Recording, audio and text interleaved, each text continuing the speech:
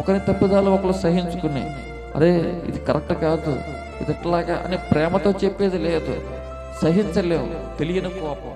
అయ్యో ఏదో అన్నయ్య నా మీద ప్రేమతో నన్ను ఖండించడానికి చెప్పాడేమో, మా అమ్మ నన్ను ఖండిస్తూ ప్రేమతో ఇతరులు ఏమనుకుంటున్నారో దాని గురించి నన్ను హెచ్చరించిందేమో, మా డాడీ ప్రేమతో రాబోతున్న కీడుని తప్పించడం కోసం ఆయన నా మీద అట్లా గసురుగా మాట్లాడాడేమో అని నువ్వు అర్థం చేసుకోవాలి. కానీ ఆయన నా వైపు ఇలా చూచాడు కోపంగా, మా డాడీ మా అమ్మ నన్ను ఇట్లా అనేసింది, మా అన్నయ్య నన్ను ఇలాగ అన్నాడు, మా చెల్లి నన్ను ఇలాగన్నది అని నువ్వు సహించుకోకపోతే ఎలాగా?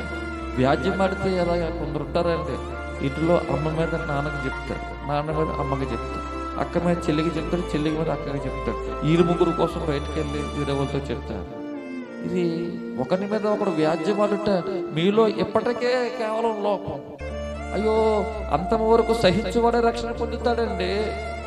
నువ్వు ఎంతో నీతి కార్యాలు చేస్తున్నావు, ప్రార్థన చేస్తున్నావు, వాక్యానుభవం ఉంది, దేవుని పనులు చేయాలన్న ఆశ ఆత్రం ఉంది, కాదనడం లేదు, చాలా జాగ్రత్తగా బ్రతుకుతున్నావు, కాదనడం లేదు, చెడు చేయడానికి అవకాశం ఇవ్వడం లేదు, కాదనడం లేదు, ఏదన్నా తప్పు జరిగితే బాధపడతావు, కాదనడం లేదు. కానీ అదే విచిత్రము, ఒకరి మీద ఒకడు వ్యాజ్యం ఆడుతున్నాడు, సహనం లేదు, సహించుకోవడం లేదు, తెలియని కోపం, తెలియని కోపం. ఆ సమయంలో సాతాను నీకు పెడుతున్నాడు, అయ్యో అన్నీ జరిగిన నీవు ఏమీ ఎరగని వాని వాళ్ళే ఎందుకు అంత ముడిచి బిగించుకుంటున్నావు, ఎందుకు అంత అలాగా వ్యాజ్యం ఆడుతున్నావు, ఎందుకు సహించుకోవడం లేదు?